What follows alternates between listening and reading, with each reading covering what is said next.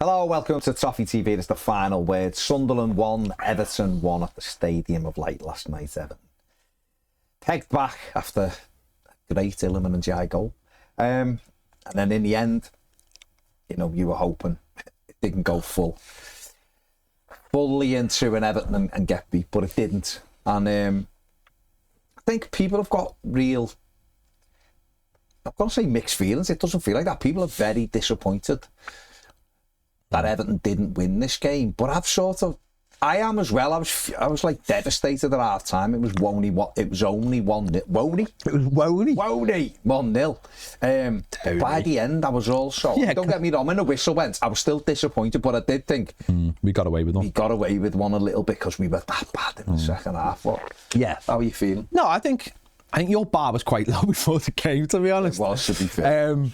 No, I think getting away with the pointers is after maybe the last 45 minutes or 55 minutes was probably a good result. But I think when you play everything into it, the first 30 minutes were really good, and also it doesn't have to always be the result, does it? It can be the frustration in how you got to that point. And I think for me, that's what played a part in it last night. It wasn't that we didn't win the game, it was the frustration of how it played out, including, the substitutes and all that kind of thing. So I think it's just frustrating. I think it's frustrating. I think people felt like there's a real opportunity to beat Sunderland when a lot of people weren't giving us a chance to beat them. And we've ended up just getting a point, which isn't a terrible result on paper.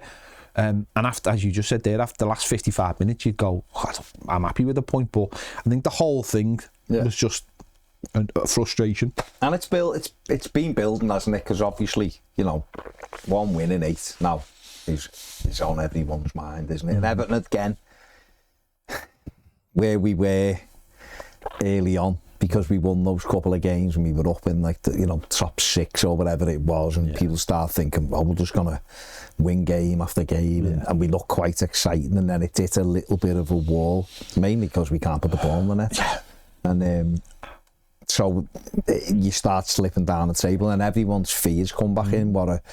We've had too many seasons like this, and this is another one, and all of that stuff. And listen, none of that might be true. Might play out totally different. But just right now, when you're in the midst of it, you sometimes can't see the wood for the trees, can you? But it was a difficult place to go, Dave. It's great to see Sunderland back in the Premier League. They've had an awful time, and having watched Sunderland till I die and all that, and seeing where they've come back from, and good support.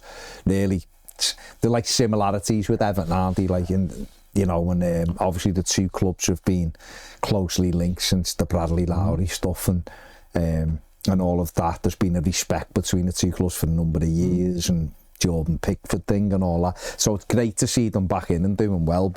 And they've had a flying start. So going up there, I'll be honest, just the way I seen them against Chelsea, the energy they had, and I was a bit worried, thinking, are we going to be able to match that energy? But and then the team, there was much discussion whether it be a changed team, and Barry came in for Beto. That was the only change.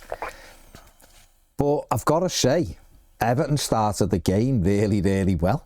With a kick-off and a ball back to Jordan, long ball. Barry wins it, heads it down, James Garner strikes it, and it's, shaves the post, so to speak. And that was almost like the perfect start, wasn't it, for us? No, it was a really good start. And I was a bit disappointed with the team, to be honest. I'm glad Barry was back in it. But it was a little bit disappointing because it's just doing the same thing again. And when you've been beaten 3-0 by Spurs, you expect a bit more of a reaction. But it was a good start, and it set us up well for the rest of the game. I actually thought it was in for a moment, to be honest. And it did set us up well for the rest of the game because we kept that energy going. And I think straight away, you could see Barry, maybe they wouldn't have known too much about him, but straight away wins his first header and went on to it. And he probably thought, oh, here we go, because we didn't let them settle into the game. And it was like that for the first 25, 35 minutes. So, really good start. Everyone was on it. And obviously getting a goal in that time, getting a goal when you deserve to be on top. It's just ultimately not getting the second one when we deserve to get another one, which has probably cost us on the day. Do you think the makeup of the team, it's difficult to say, isn't it? Because beforehand you're looking at it and going, well, Merlin Roll's been coming on, the manager seems quite excited by him, and you know, James Garner being put to right back in during games, and it looked as though the manager was maybe thinking, do we need to do things differently? So then when the team comes out and it is the same, it's just a different striker, but then they start the way they didn't get control of the game. He's almost justified, isn't he, in that formation and that way of playing? Would you think the way he started? He's justified.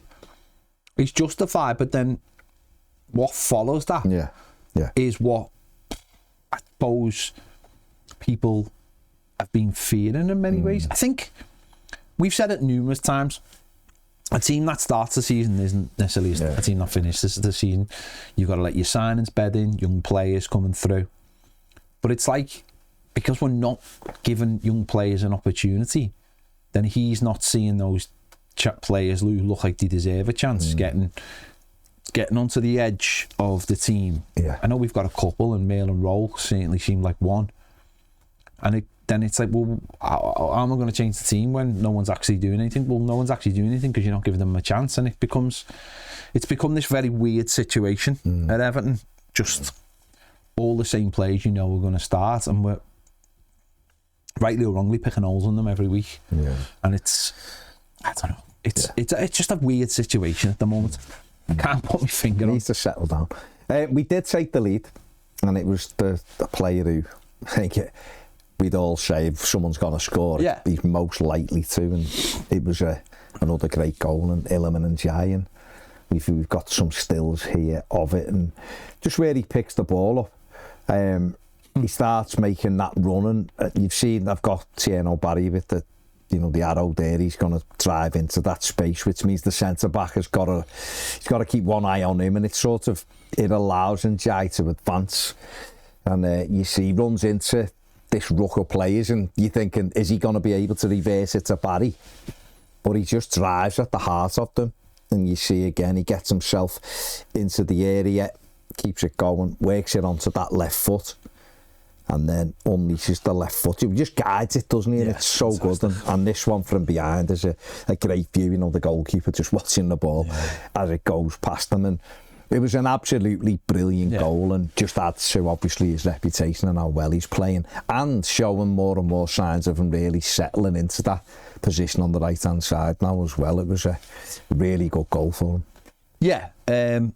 Obviously top goal scorer, isn't he? And it's just a wonder goal. It's a wonder goal. Yeah, and he's brave, and there's one little bit just before this where just on the halfway line where it got given to him, the man on his back, and he fed it back to the player, and it was just a lovely little illustration of how comfortable he is, but also how strong he is, player at his back.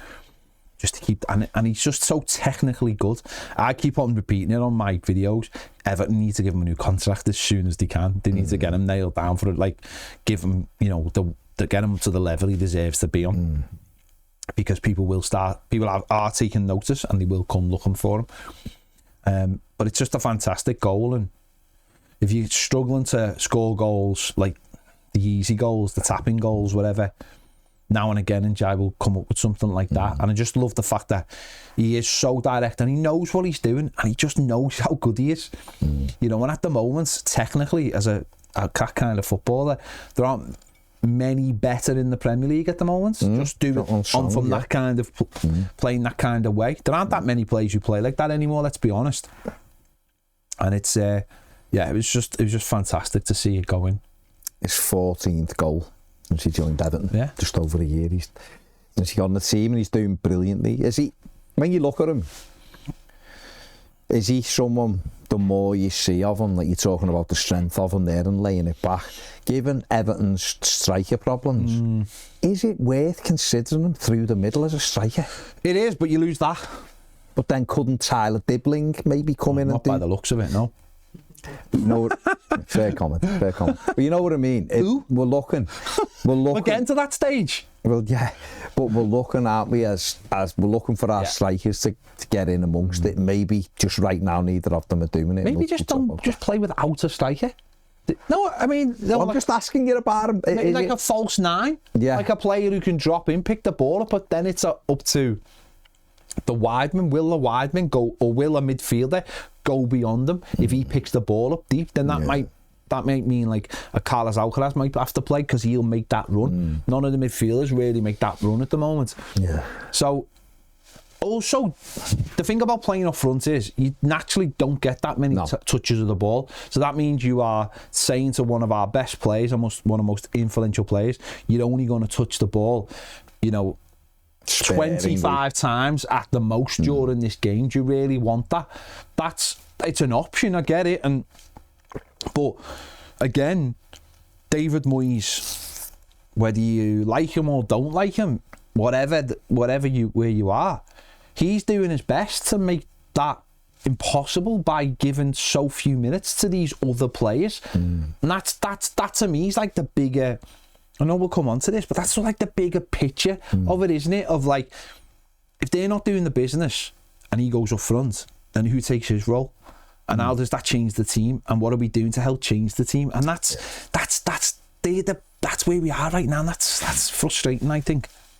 It was a brilliant goal, and obviously no more than we deserved. Yeah. We were comfortably the better team. We were on it. We kept nicking the ball back, and it was, can we get the final ball? We got into the advanced position so many times, and the final ball let us down. We had one we do really well, a good little move. Tieno Barry does brilliantly, and then the final pass to Ndiaye, and Ndiaye had gone past and laid it in the final ball.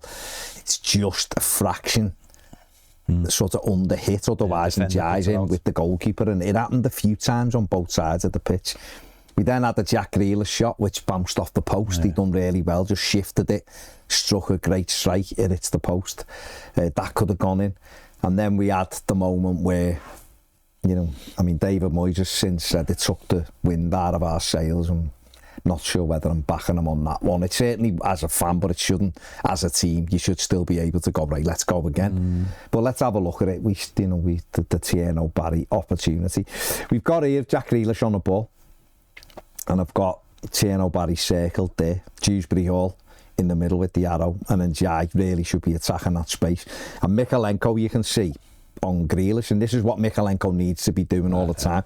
He makes a really good run on the outside, which gives Strike You a little bit of a problem to go or not. And Jack should be doing this more often, Jack Grealish.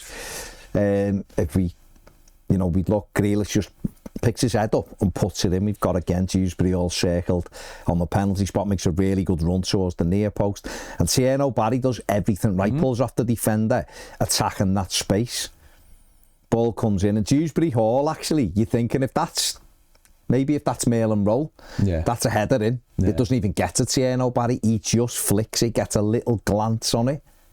Tieno Barry still a good position, circled behind, got himself exactly where he should be as a centre forward. The ball comes down. Now for me, I've just got the arrow into the net, because he should just block that into the net, and that's it. It's game over. But what he does is, he hits it as it bounces. So as it hits the floor and starts to rise, he makes contact with it. I've got the ball circled because the ball, even from this position, it looks like it's in the roof of the net.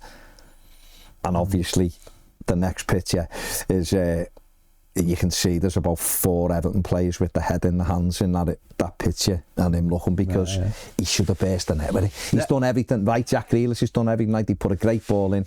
Barry, it's a great run by Dewsbury Hall. Barry does brilliantly, pulls off the back post, and that should have been his first Everton goal.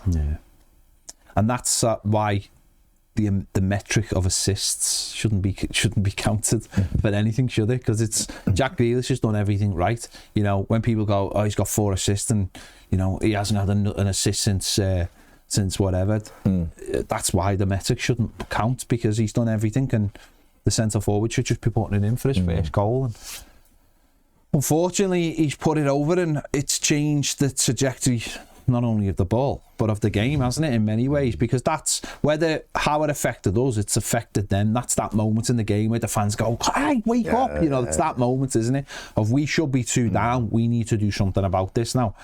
We had it with Crystal Palace, didn't we? At home, when Mateta missed that open goal, he should have buried it, and everyone stood up in the ground then, and you could feel the energy sort of re-energised the team. And you seen it last night with that. If that goes in half an hour in, they're 2-0 down, and Everton have got the playing with as well as they're playing. Everton can then sit in a bit of a low block and pick them off on a counter attack, and you'd argue they probably wouldn't have got back into it. You could say, I mean, you can never fully say it, but it would, put it this way, the odds were stacked against them the way they were playing. And did you feel in that moment, because I always do with that, I always think, I hope we don't live to regret that, but you have that feeling of going, it's Everton, of course we will.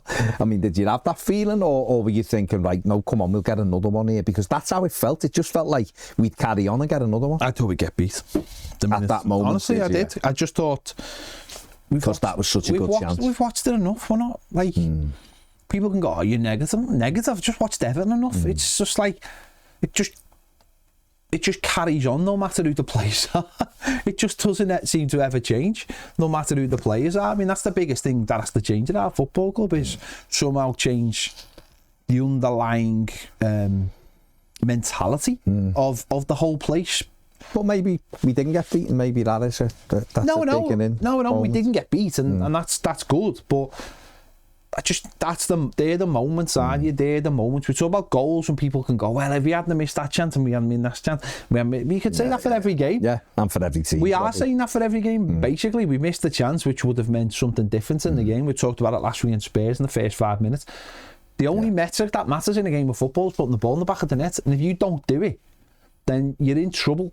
Because you win your pinch games, don't you? Or you secure games in that moment. You might not. They might have all the ball again for the rest of the game, but you've won the game. That's all. You walk away. You don't go, God, I'm devastated. We only had 31% possession there. We've won 2-0. Or Spurs weren't on the way back to London last week thinking, God, Everton were all over us there, weren't they? They were just thinking we won 3-0 on we go. And it's frustrating because it's just the most bleeding Michael Owen statements ever, but goals do change games, don't they? And that goes in 2-0.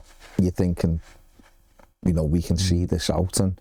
But it did alarm me, the fact that as a team, that we are a bit more resilient in terms of just going, keep doing what we're doing. We've got them on the rack. I know, listen, got to give them a bit of credit. They did wake up a little bit, but we were the team in the ascendancy, and instead of our heads dropping, we should have been saying to Barry, I'm going to get you another chance, get yourself in there, let's go again. And we just had a little bit of panic in our back line without them really sort of doing anything. Certainly in the first half, there was a couple of crosses that were deep, weren't they, that we had to deal with, and Michael Keane had one really good interception, and it was just, don't encourage them.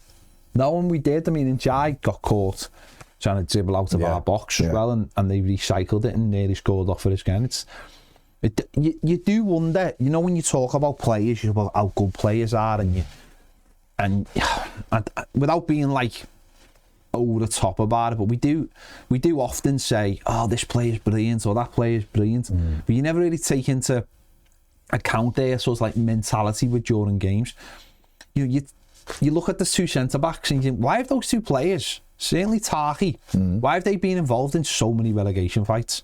Do you know what I mean? It's like, they're supposed to be really good players, but what is it that they are always in relegation fights? Or even someone like... You could say that about Branthwaite though, couldn't you? No, but I just, what I mean by that is that a mentality thing as much as you can say, oh, they've done this and they've done that. It's like, yeah, but why does this happen? Why do players drop in? Why do players make bad decisions in the moments where it really matters? You can look at it and go, people can praise Michael Keane and say he's been doing all right. Is he doing all right? Is he just doing better than you expected?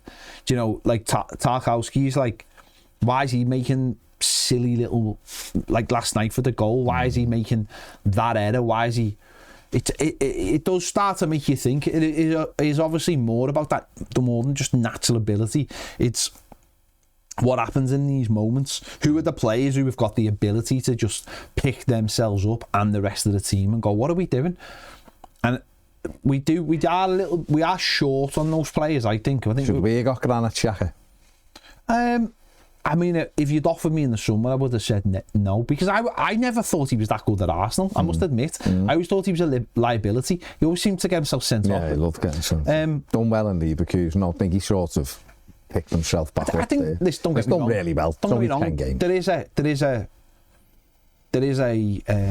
It makes sense to have someone in the squad of a club like Sunderland coming up and having that experience, that makes total sense. But I think David Moyes will be looking around his squad saying, we've already got that kind of sense. We've got an Adishagana Gay in there, you know, we signed him. You just mentioned, but is that have they got the right mentality when it really matters? Because Everton just keeps sort of crumbling when it really matters. We just seem to fall to bits when it really matters. City, we go a goal behind, no one goes roll your sleeves up and get knocked down, they concede another one straight away.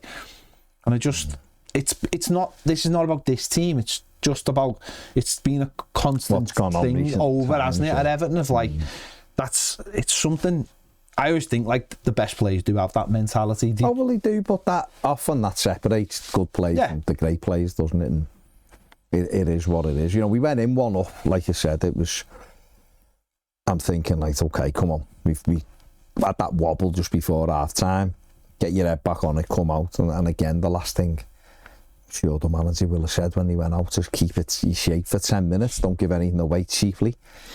And within 30 seconds it's 1-1, and really poor goal. Everton opportunity to clear it, we don't. Lad picks it back up and drives at us again, and again we've got the stills. I just wanted to pick up on a couple of things that I noticed anyway. The lad's driving at us here, and Michael Keane for me has got to come and close that space down. But he doesn't, he's on his heels, so he lets the lad come inside. Not all on him, but I think he should come and close the space. We take it, you know, if you look at it the next bit, we're getting bodies round him. He's still driving at us. You get to this stage, we've got a block in, and now I've got Tarkowski and Mikalenko circled. Look where they are, where Jordan Pickford is. I don't understand that. Right, now they've gone deep because the lad's running in. Okay, but Everton have got a block in here. Their job now is to get out. Yeah.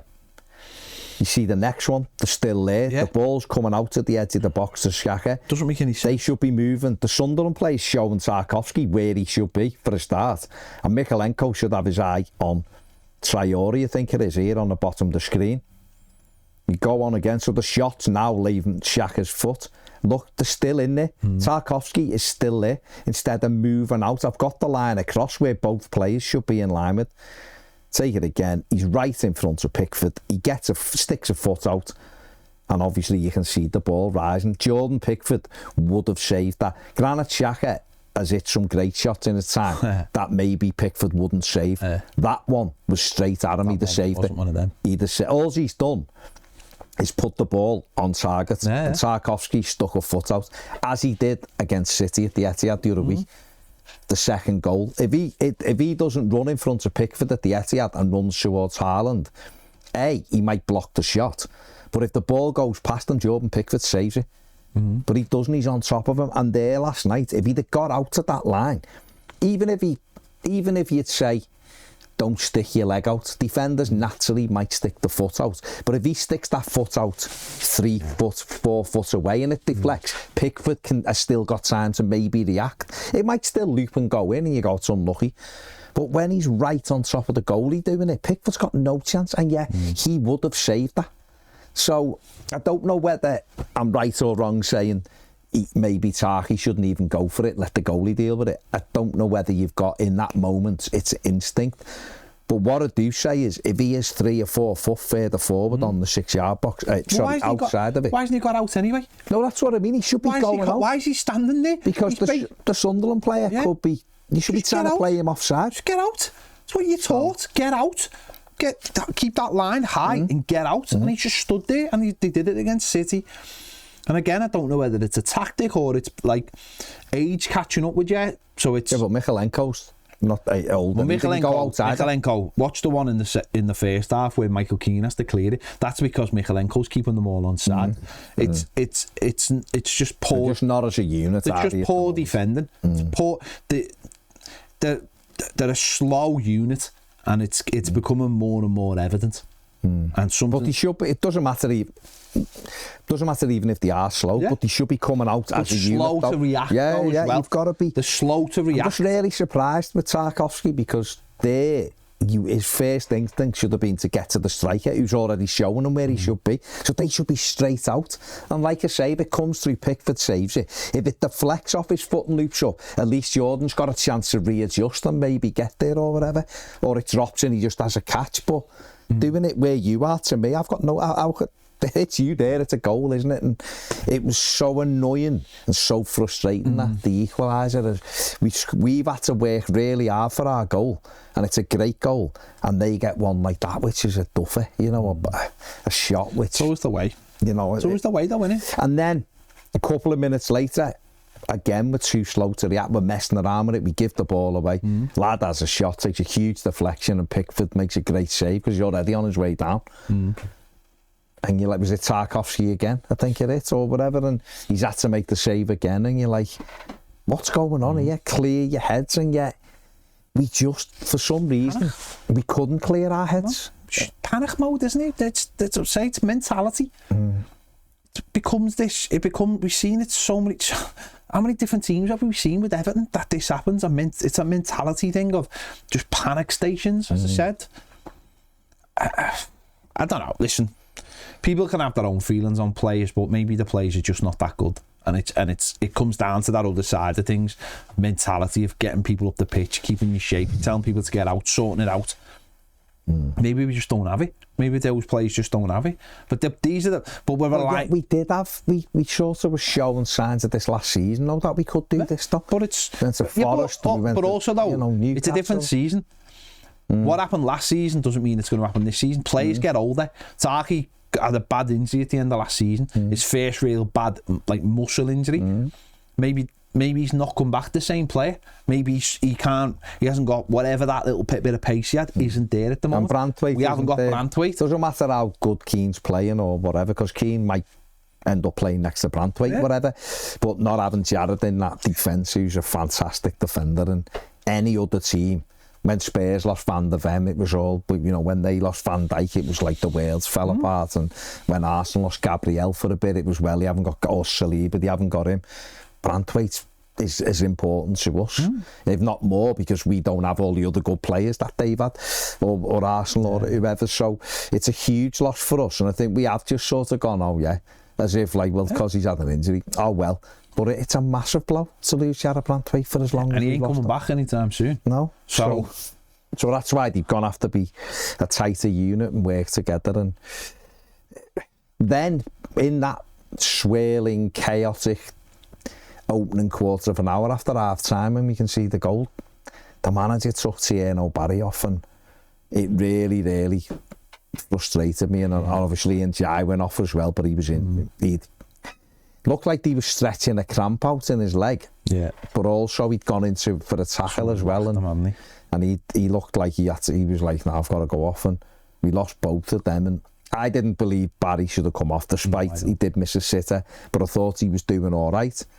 And Jai, when he went off, we lost that bit of je ne sais quoi that we've got in our team, something he can do something out of nothing. And then and I don't think Jack Grealish had a very good second half either, where he'd had a good first half.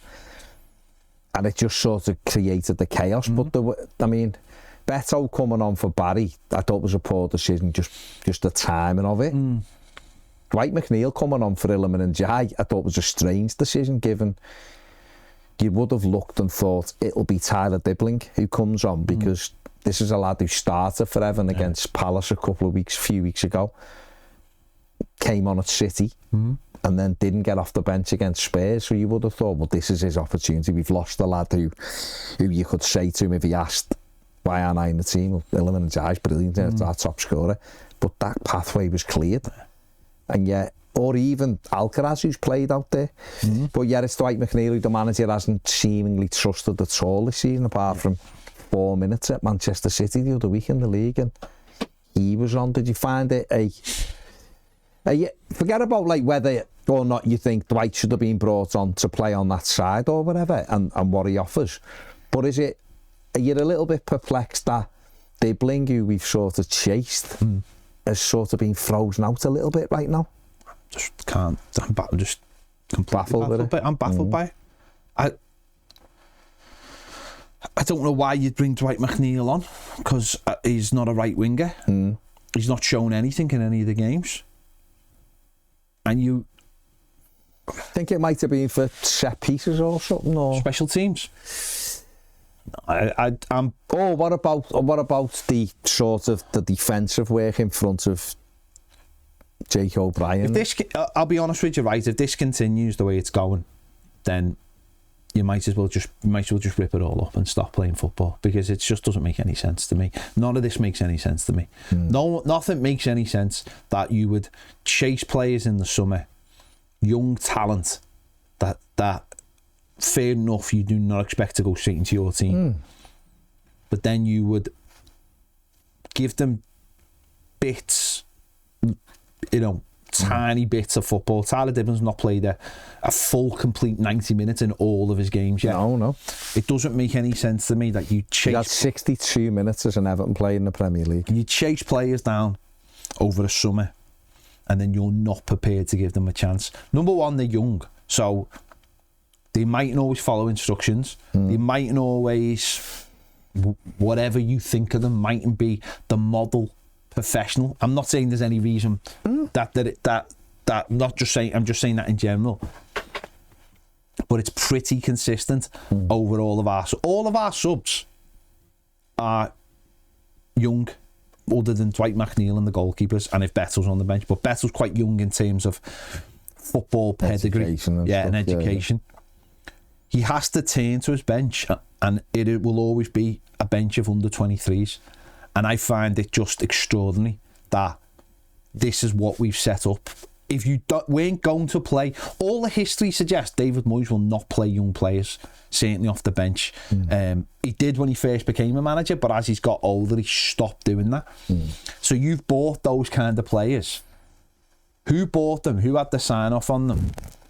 And why aren't those players being given opportunities? Because there's a lot of people out there, and I'm not necessarily one of them, would suggest that Everton are going to have a very easy season this season, mid-table. We'll have our ups and downs, and therefore this is the time to bed in young players, because what is there to lose? We're going to be absolutely fine. I don't necessarily agree with that, because I just think with the goal situation, it's not going to be as easy as what people think. But surely these young players have to get some consistency in when they're playing, and Tyler Dibben comes on when we need someone on the right wing, and Carlos Alcaraz comes on when we need a number 10, and Asnu comes on when we need a left back. Otherwise, what's the point? Why is Asnu on the bench and not on loan somewhere? Why are we doing all? Go on loan yet. No, but yeah. I just. It's just an absolute head scratcher for me, because it makes a mockery of what we did in the summer in terms of buying young players. Barry shouldn't have been subbed last night. I don't care. He picked up a yellow card, so he didn't go around kicking anyone afterwards. It was stupid. But why was he taken off for a player that we've watched week in and week out, unable to perform at the highest level? I just find the decision making really strange. Really, really strange. Now, David Moyes could turn around and go, yeah, but none of these players are ready. What did we buy them for then? What did we buy 3 or 4 young players for if they're not going to be given a chance? When are they going to be given a chance? I'm puzzled by it all. I really am. The strategy is just weird. It was a strange double substitution. I was really annoyed he took Barry off, because I thought he deserves another 10 minutes. He was doing okay. And the McNeil one was just a strange one, because we just haven't used him. No. And then to put him on the right was a bit odd as well. And it was like, well, you're not even really giving him a chance though, because you're putting him in a position that he doesn't suit him anyway. It's all left foot, doesn't want to use his right foot. So you were almost setting him up to fail, and then the pair of them come on and just couldn't get into it. Neither of them could get into the game, and they were on for long enough. And Sunderland kept pressing. They had a couple of things of a header that went over and stuff like that. There was a penalty shout which they could have been given as a penalty at Michael Keane's hand, but they didn't really. Everton did defend all right. Often it was a little bit by hook or by crook. Yeah. Sometimes we were trying to just kick balls up in the air instead of putting your foot through it. And then he made another couple of changes. Alcaraz and Simmer Abunum came on, which again I found mad that Maitland Rowe didn't come on, when Maitland Rowe has been almost like David Moyes' go-to in the last couple of games. Even Villa, his first game, he come on for half an hour, and then he come on at City for half an hour, and he come on against Spurs for half an hour. And then last night, he was sat there and he could see he was frustrated, sat on the bench. He didn't even get on. And it was like, what? Where's, what? You know, it was a bit odd. And then even when you see like the subs warming up, I thought it'd be Dibbling and Roll who come on. And Alcaraz, I thought he'd bring 3 on. But then you think, well, it's 1-1, that's probably too many. But then 2, Dibbling, and then he might take Grealish. And then I'm like, no, he's not taking Grealish off. But it was definitely, I was thinking it'd definitely be Mail and Roll and Alcaraz if it was them 2, not him, Irabunum. And to be fair, Alcaraz and Irabunum got into the game a bit more than the other 2. And then, you know, Irabunum done all right, and then we have the breakaway where Grealish plays Alcaraz in, he's steaming through, and he's got a drisser on his left, and he looked like he was going to give it to Garner. I don't know whether he looked up and thought he can't score. And he carried on running and tried to do a step over that didn't gain anything. All he did was slow him down, and then the lad just took it off him. But he probably should have just held it, and then reversed the pass. But he gave it to Garner, didn't he? He got it back and gave it to Garner. In the end, and then the cross came over, but it was terrible. But what I mean is if you watch his initial action, he breaks on the lad. It's here. So if he plays the ball, and then sort of the lad's got to go to a drisser then. And then he can pull himself back into space, and he can either go sweaty, FIFA sweaty, and square it back, or Adrissa's in on goal. He didn't do either, and Moyes was, you could see the manager was fuming, because it was a great opportunity. But, you know, all in all, it ends up being a 1-1 draw, and it stops the couple of defeats, which obviously has been frustrating. But I understand why people are disappointed, because you'd have those moments. Now listen, Sunderland look like they're going to be fine this season, but who knows, they could end up sliding down the table, and then in February, March, you look back and go, that was a game we should have absolutely, you know. So I understand why people look at it like that, and it's an opportunity, and you're right, you said before, got to take them when they come along. Like at City, Beto's got to take at least one of those opportunities at City. He's got to take the one against Spurs, and when he miskicks it from 3 yards out, Jack Grealish has got to put it in instead of hitting it straight to Porro. And we've had these opportunities in games, and we just haven't taken them. And I know a lot of teams can look at games and go, we missed chances as well. I get it, but we've missed some gilt-edged chances. I think we're 4 behind on the XG, whatever you want to put in that. We're 4 under what we should have. And because we can't rely on a striker at the moment to put the ball in the net, this is where I look and go, well, who else has got to come up with goals then? We've got Ndiaye with 4, he's leading the way. Beto's got 1. You know, James Garner's got 1, Jack Grealish has got 1, Kieran Dewsbury Hall's got 1. You know, why aren't our centre-backs getting goals off set pieces? Because we're not, our set pieces are awful. The set pieces are terrible. Yeah.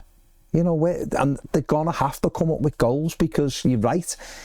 I think we'll be fine. I really do. But it means every game, we've got to nick every game. And that doesn't continue. We've been there before. We're not keeping clean sheets regularly, are we? I think. No. When was the last clean sheet we had? We only had 1. Was it Villa? Was that 2, haven't we? Brighton and Villa. I think, you know, and that Villa was early September, so it's not like the defensive unit's great, so we're going to have to come up with ways to get goals, aren't we? And then obviously maybe in January you try to correct it with a couple of new additions as well. But can you believe that the set pieces are so poor? Because we must have, like, we've seen James Garner at times put good balls in. Dewsbury Hall's put, you know, one in for Jake O'Brien last week that got disallowed, but we're consistently poor on them, and it burns my head out. The mad thing was last night, not getting any. McNeil took one, and he went to the back post to do with Taki. So that's just his own. So why aren't we? But you know what that smacks of, though? They just get there and decide themselves what to do. Well, that's what it feels like anyway. This doesn't seem like there's any plan. And again, this goes back to what's going on off the pitch. Like, other clubs have got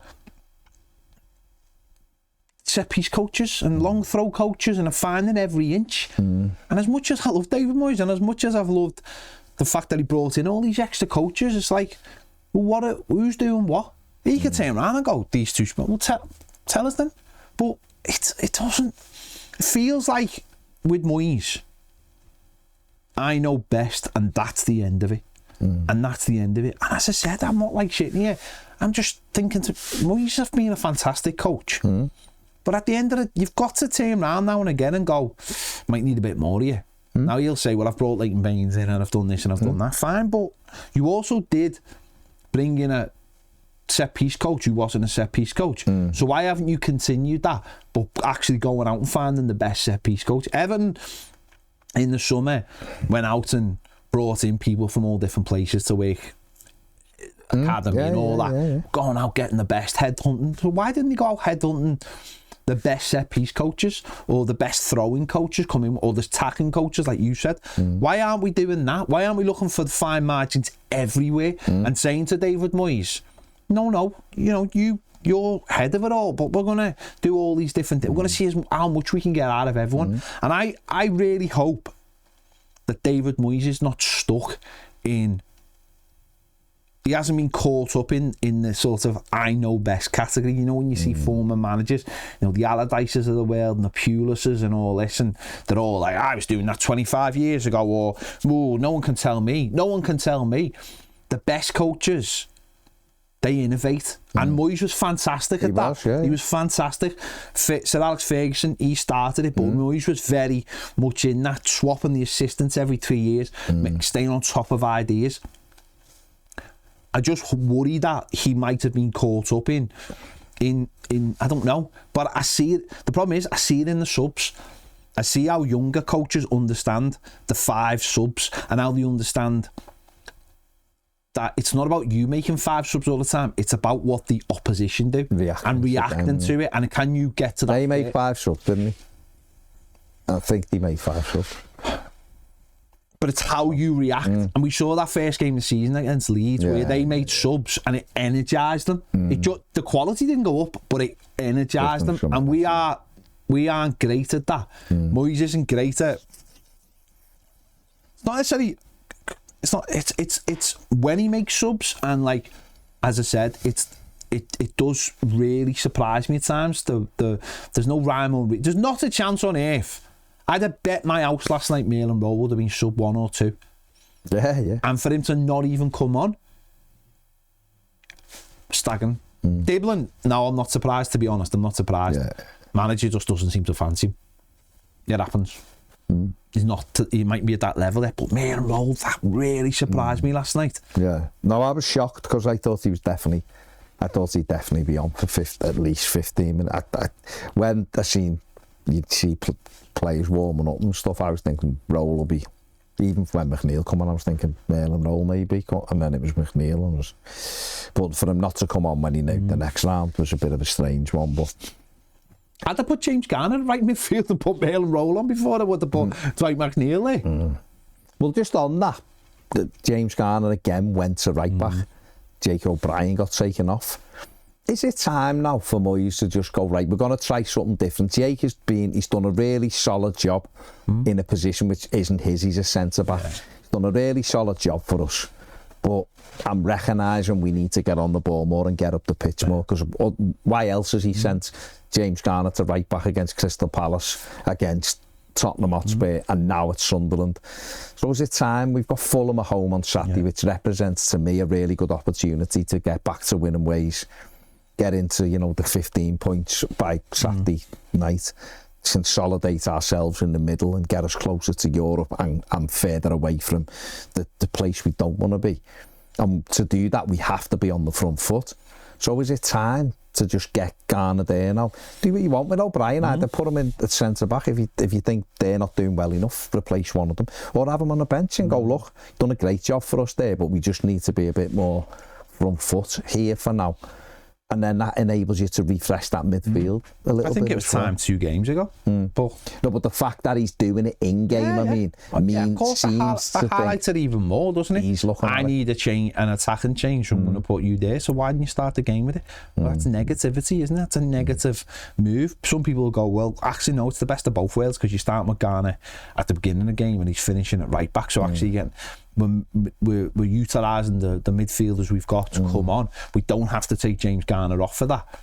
So I get that's what Moyes would say, but I think away from home that isn't necessarily a bad thing when you're trying to be solid and set up and stuff. But I think at home, and particularly at the weekend, they'd be lowest in the league. They're not playing great. They had the good results against Wolves, but everyone's beating Wolves with them, and even we beat Wolves away. So, you know, they're not a great side at the minute. I like Marco Silva, and I think they got some good players, but they're there for the taking. Get on the front foot, and that's why I think at Hill Dickinson at home, where we've got to really get our form strong and remain strong. Getting James Garner maybe in at right back is maybe a key thing for this weekend, and that's got to be one of the changes that we see. Hopefully so. Let's have a look at the match stats anyway. Actually, no, sorry, James, come back off that. Let's have a look at Iliman Ndiaye stats. James has done them for last night. 62 minutes played. There's his heat map there. 2 shots, 1 goal. You had the most shots of anyone in the game, actually. 2 shots. 1 goal from an XG of 0.25. He had passing accuracy of 89%. There's his stats underneath. And the season, 10 games, 4 goals. And his average rating of 7.47. Undoubtedly, Everton's probably man of the season so far, just shading from Jack Grealish, I think. And, yeah, definitely. The goals proving that. But let's have a look at the match stats from yesterday. There we go. Sunderland won, Everton won. 17 shots to Sunderland, 8 to Everton. It was 7 each at half time. 3 on target for the Black Cats, 2 for the Toffees. XG 1.22 to 0.89. Sunderland with 61% possession, which Everton were bossing in the opening half, and that shows you the dominance that they had in the second half. Just 1 shot in the second half, and that was from Michalenko, and it was a good strike and a good save, but Everton should have been doing that 5, 6, 7, 8 times in that second half, and we couldn't get hold of the ball. And it is what it is, but everything will turn to Saturday now, won't it? Because it's got to. Yeah. On now, isn't it? Yeah. 3 points Saturday, and we'll all feel a lot better. Going into the international break, of course, as well. Let's get into that with the 3 points. Let us know what you think in the comments section below. We're carrying on live on Premier now. If you want to become a Premier member, links in the description, QR codes on the screen now. See you later.